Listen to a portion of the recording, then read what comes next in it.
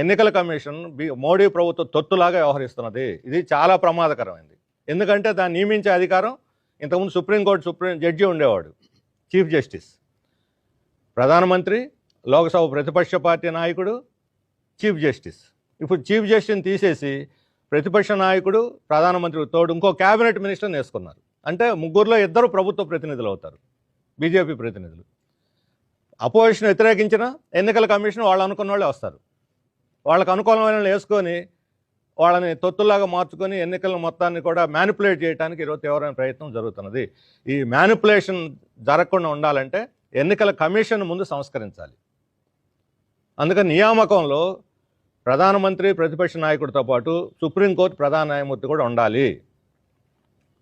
ఇది మా డిమాండ్. అందుకని మొత్తం ఎన్నికల సంస్కరణ మీదనే మేము ఈరోజు దేశవ్యాప్తంగా దీని మీద క్యాంపెయిన్ చేయాలని చెప్పి నిర్ణయించుకున్నాం.